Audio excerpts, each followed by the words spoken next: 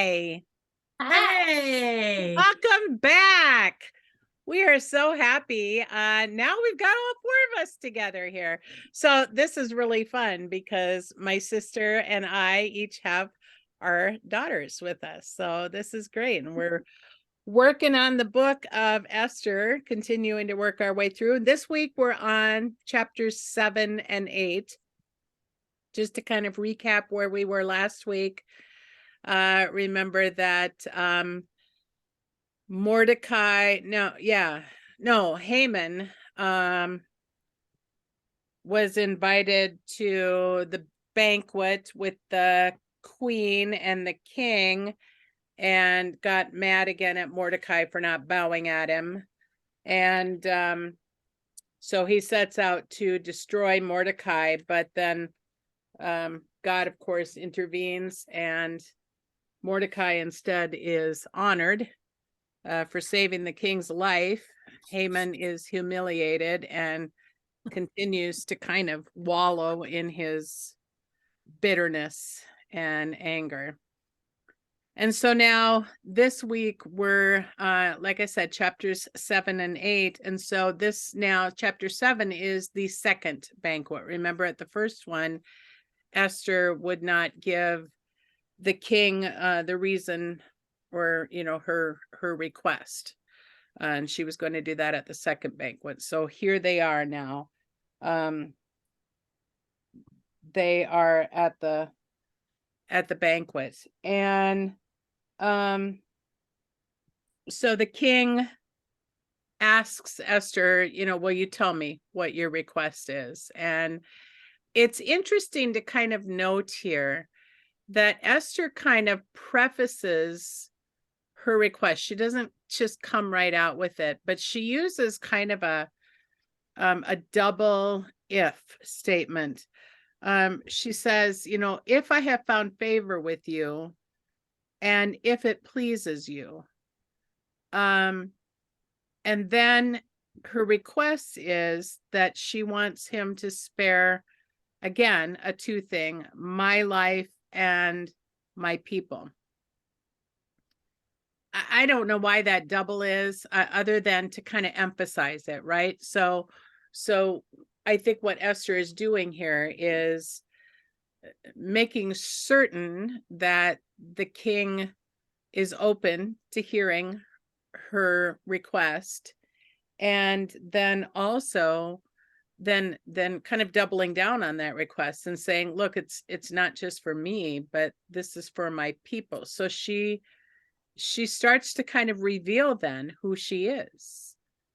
And not completely, but then it's interesting because notice in verse 4 of chapter 7, she makes the statement that her people have been sold. Mm-hmm. And she's kind of referring now to the bribe that Haman paid the king. And we found that back in chapter 3 in verse 9. And I think it was maybe 10,000 talents or something like that. So she makes reference here now that they've been sold. And you almost kind of wonder, I found myself kind of wondering, what is Xerxes thinking at this point? Does he know what she's talking about? And even in verse 5, it appears that he either has no memory of what Haman did, or maybe didn't know, had no knowledge of what Haman did and Haman's decree. Remember, Xerxes gives Haman like his signet ring to kind of, which is his authority, right? To kind of do whatever he wants. So that kind of leads me to believe that Xerxes didn't really know what Haman was all about. Haman kind of was deceitful with him and didn't say right out like who the people were. He said there's these people and we need to get rid of them. And so he kind of uses and manipulates Xerxes into giving him the permission to issue this edict that all the Jews will be put to death. And Xerxes is angry now then about this. Who is he? He says, where is the man who has dared to do such a thing? And I couldn't help but think that at this point, Haman is sweating bullets. He better be, yeah. Yeah, because he knows exactly who has done such a thing. And Esther, of course, names him. She says it's this vile man. She exposes his treachery here. And then Xerxes' reaction is interesting because Haman is terrified. And Xerxes steps out. I thought that was interesting. He gets up in a rage and goes out into the palace garden, probably to maybe try and calm his anger down. I don't know. I mean, this is his prime minister. This is his second, or his really like his second in command, right? That is what Haman is.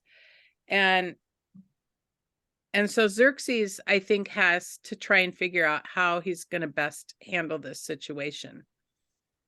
And while he's out in the garden, Haman starts begging Esther to spare his life. And we're told, and this is where I think it's interesting, we're told that what Haman does is essentially kind of prostrate himself before the queen, begging her for his life. And I found that kind of an interesting contrast. I don't know if you guys did or not, that Haman, who was so angry that Mordecai would not prostrate himself before Haman, would not bow, he's angry that this Jew won't bow to him. And now Haman's in a position where he's groveling on the ground in front of a Jew for his life. What an interesting turn of events here. I mean, we're seeing them all over the place. But Xerxes misunderstands what's going on, because when he walks back in the room, it looks like Haman is about to try and assault Queen Esther. And so I think we need to be clear about this. That's why Haman is killed.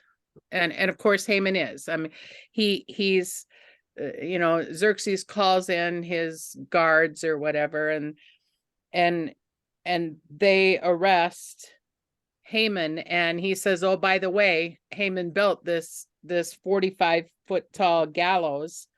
He had it made for Mordecai, the one who spoke up and helped the king, who saved the king. And so the king says, well, hang him on it. So yet another kind of twist here. It's almost like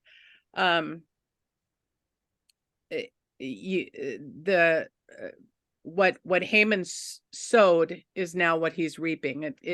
And there's a proverb about that, and Paul mentions it in Galatians chapter 6 also, that you will sow what you reap, right? So Haman is getting what he had planned to do to Mordecai.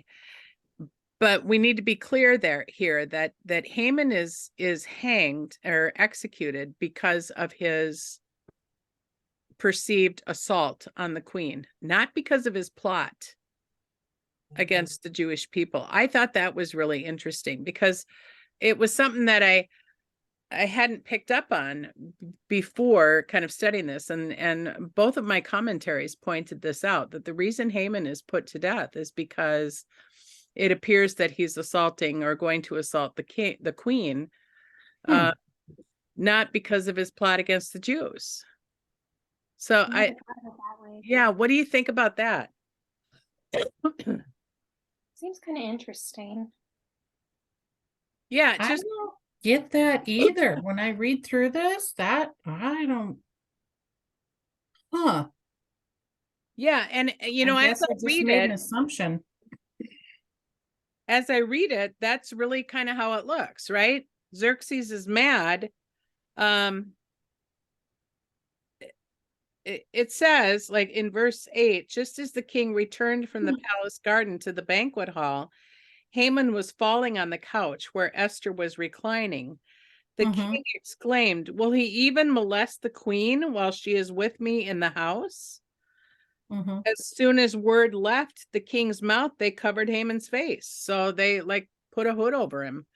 Um, so that's why he's hanged, is because it looks like he is attacking the queen. So I thought that was interesting. It was not what I had thought before. Me neither. Yeah. Hmm. Yeah. And that whole covering, were you going to talk about that covering of Haman's face thing? My No, go ahead. Yeah. my Bible in the notes said a veil was placed over the face of someone condemned to death because Persian kings refused to look upon the face of a condemned person. Isn't that interesting? My Very. commentary didn't say anything about that. So, That's, wow. yeah, interesting. Yeah. I have to say, I also wonder if the king, when he left the tent, if he didn't go get his guards and tell them what had happened. Maybe it was a Yeah. combination of the things. I don't know, but you're definitely left to figure it out. I mean, it's Yeah. not specifically outlined as to why Haman was Yeah. hanged. I mean, we can assume. Right. Right. Yeah, that's a possibility also, that the king goes to get his bodyguards or whatever, or maybe they're nearby anyway. I don't know. Yeah, that could be. They should be, I guess. I don't know. Yeah. Yeah. Hmm. Yeah. All right. So then moving into chapter 8, anything more on chapter 7 that anybody wants to? Not here. Okay. Olivia. Olivia, yeah. Does your commentary mention that there's Jewish writing that the angel Gabriel pushed Haman, so it looked like he was attacking Esther? I Did did yours see that. I did see that in my commentary. Well, and Really? not necessarily Gabriel. I don't think it named Gabriel, but that, yeah.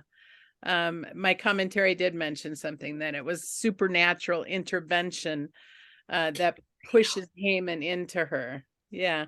I thought that was weird, and so I just decided not to include it because I was like, I don't know. I don't know where they get that.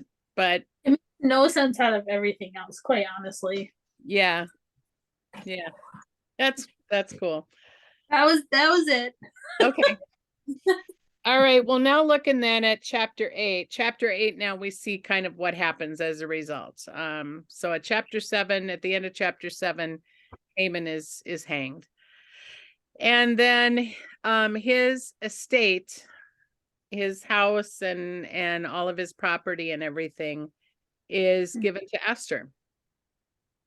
We don't hear any more about Haman's wife or his family at this point. They're just apparently put out. And Esther inherits that, or not inherits it, but she's gifted that then by the king. It's becomes her property, which is really unusual. Like, women don't own property. They don't have that. They're not afforded that right. So that's a big deal for Esther to be given. And the Bible makes it clear that the property goes to Esther. Esther then puts Mordecai in charge of it. And then Mordecai comes to the king, and then they do all the explaining on how Mordecai and Esther are related Esther is Jewish, all of that stuff. And then the king kind of sets Mordecai up into Haman's position. Then Mordecai becomes now the essentially prime minister of Persia. And so it's like Haman has been replaced by Mordecai. And then, but there's still the problem of the edict, right?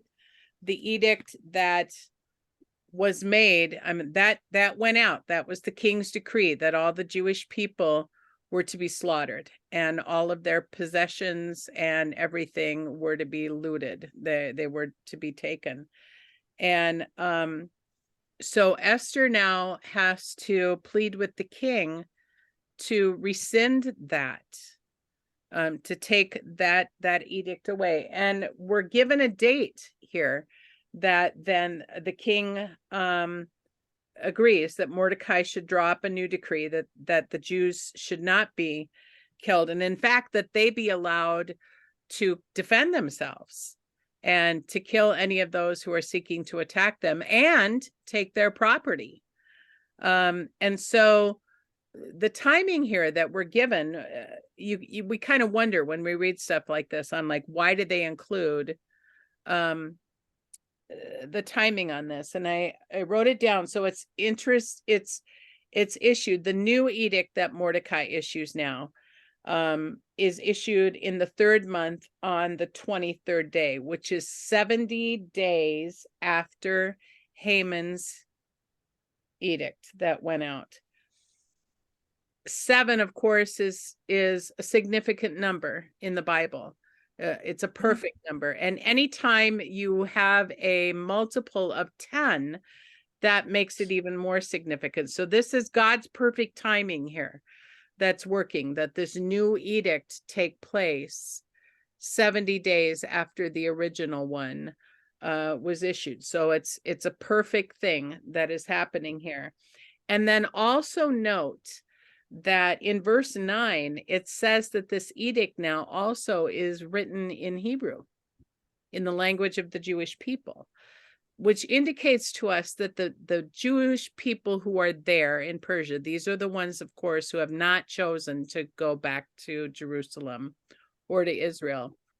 They have kept their language, which means they've also kept probably their traditions and their culture.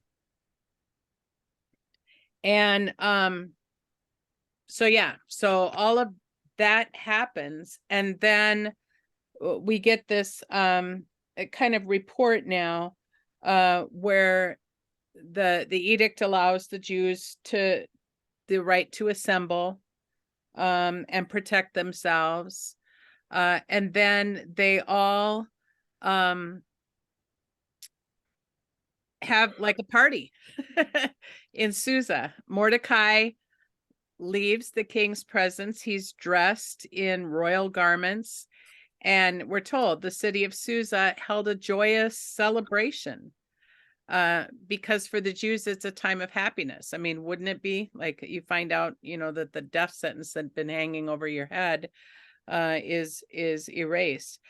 I found the last line of chapter 8 to be very curious, and I'm wondering kind of what you guys are thinking about this, where it says, and many people of other nationalities became Jews because fear of the Jews had seized them. What do you think about that? Does your commentary say anything? Mine, the one that I used, did not. Many people, I'm going to read it again here.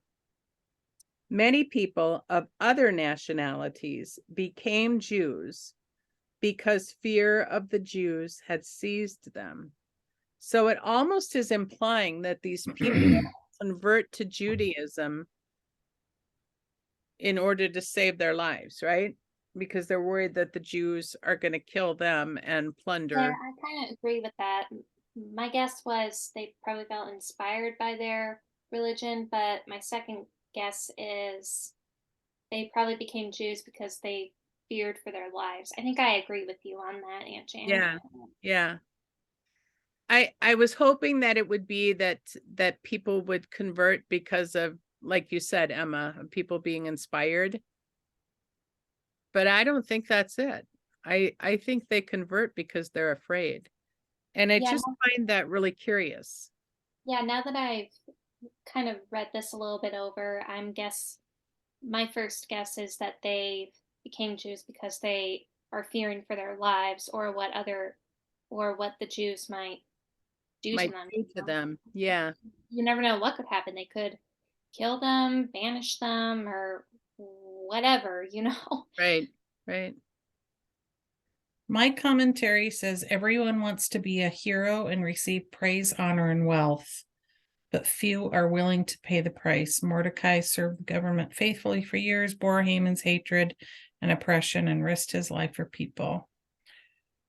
Or for his people. So, I mean, just the first, everyone wants to be a hero and receive praise, honor, and wealth. I think they were, yeah, Yeah.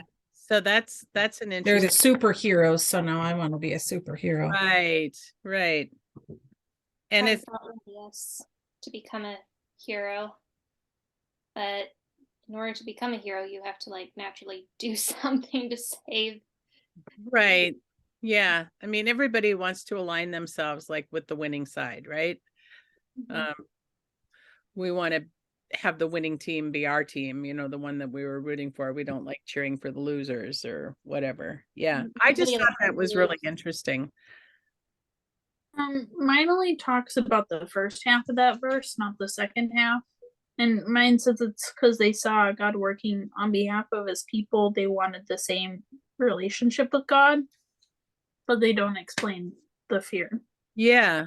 Yeah. So I don't know. So could this be one of those cases where we see the word fear and instead it means awe? Right? Because when we talk about fearing God, what we're really talking about is being in awe of God. That's what it Yeah. means. I mean, we kind of mistranslate it. That Mhm. so maybe that's the case here that we have is this kind of mistranslation or misunderstanding of the word fear. And then it does make more sense, Olivia, like you said, that people are in awe, and which kind of goes to what Emma is saying, is that people are inspired then. Well, they've just witnessed, I mean, this protection, Right. that through Mordecai and Esther's faith, God has rewarded them. I don't know if that's the right word. Well, protected them. He's seen them. He's seen their faith. He's seen their, they weren't giving up. They weren't backing down. And he was like, them's my kids, and Right. yeah, everybody wants to be, we all want a dad like that, Yeah. protects us. And yeah, so And so then I that would makes want to be on that team too. yeah, and that makes more sense then, when we think about it, even how this is played out through history, not just with the Jewish people, but with Christians as well. A lot of people converted in the early Christian church to Christianity because they saw what the followers of Jesus were willing to endure and go through for the sake of the truth of the gospel. So that becomes an inspiration, right? And for the Jewish people as well. Look at what they've endured. I mean, how many of them, during the time of the Holocaust and everything, it would have been very easy to say, to deny what your faith and your nationality, your ethnicity is. I'm not a Jew. I'm to try and in order to save your skin. And instead, that's not what they did. They proudly, I'm sure there were some who did, but for the most of them, they embraced their heritage and their faith proudly. And it took them to death for many of them. The same is for not just the early Christian church, but I mean, we see that going on today. We've got people who die. There are more martyrs there have been more martyrs for the Christian faith in the 20th century than in all the centuries leading up to that. So there's something here that's going on that's prompting these people to Yeah. boldly stand up and declare their faith. Yeah. Very sure.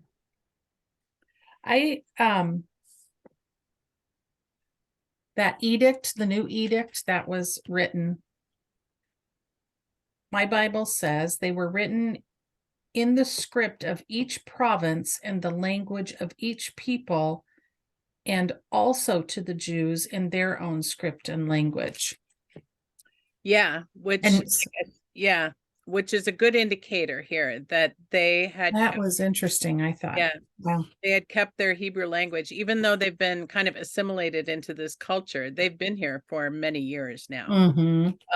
But they have kept that, and probably have kept a lot of their cultures and faith traditions and things as well.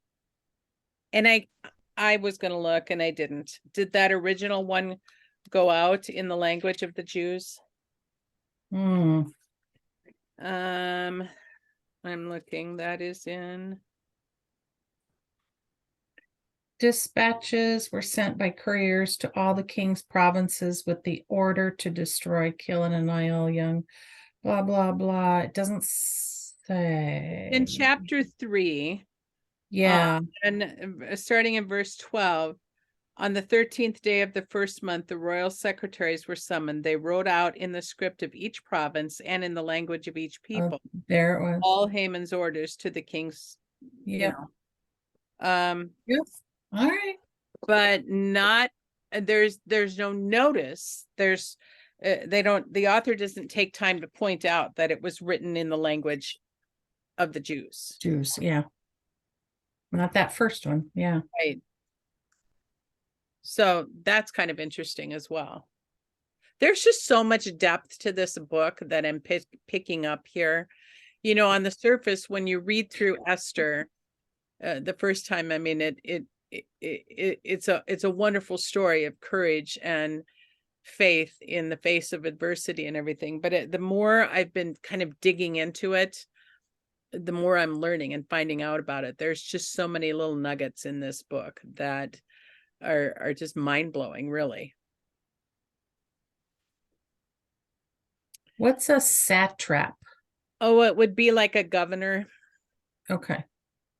Am I saying that right? Yeah. Huh. Or somebody who sat on a trap. It's a trap. All right. You're Any other funny. comments or anything, observations on these two chapters? For number 8, you mentioned that they impaled Haman. It also said that they also impaled the 10 sons of Haman. I wonder if they did that to his wife, and I don't know if there was somebody else there at their house besides his wife and I knew I had read that. I just couldn't. Where's that, Emma? Yeah, mine I don't know doesn't. if it says in chapter 8 or if it says in chapter 9. It might be in chapter 9 because I was reading through to the end of the book. I don't remember that it's in chapter 8. Probably might be in chapter 9. Yeah, it is in chapter 9. Okay, well, you're getting ahead of us, girl. All right. Well, we'll get into that next week. Then we'll find out about that and discuss a little bit more about that. That'll be interesting.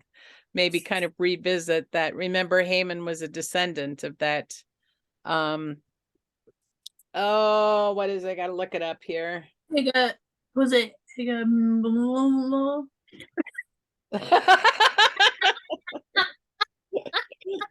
What was that? Wouldn't that be wrong? Amalekites. What's the name of the Agag. Thank you. Yeah. Close. First Samuel 15 is where you can read in about that if you want to look, because remember, that was the people that God had ordered the Israelites to destroy, and King Saul did not. He disobeyed. He left the wife who was pregos. All right. Well, so next week we will finish the book of Esther. We'll conclude that. We'll talk about because from this book now comes the Jewish holiday celebration of Purim. And so we'll talk a little bit about that too, and kind of talk about like the continued fallout from all of this. This is a story that has a happy ending, of course, and it is one that is continued to be celebrated and observed to this day by the Jewish people. So it's important, I think, for us to know about that and understand all of that. And so we'll discuss where we're going to go from here. So if you have any suggestions or requests, let me know, and we'll take those under consideration. In the meantime, let's close our time with prayer. Gracious God, how thankful we are for your intervention and for knowing that people who do evil things and people who do good things, that we reap what we sow. So help us to be mindful, Lord, of what we are reaping, so that what is sown is good things. Thank you also for the bold witness of faith that we see evidenced in these two chapters, and the way that your hand has continued to work through Esther and Mordecai so that your people could be preserved. We ask that you bless us now as we go our separate ways. Show us opportunities each day, Lord, to share your love, and give us the words and the deeds that we need to do so with others who do not know you and your great love for your people. All this we thank and praise you for in the name of Jesus. Amen. Amen. Okay, thanks for joining us, everybody. We will plan on seeing you next week. Okay. Bye. Bye.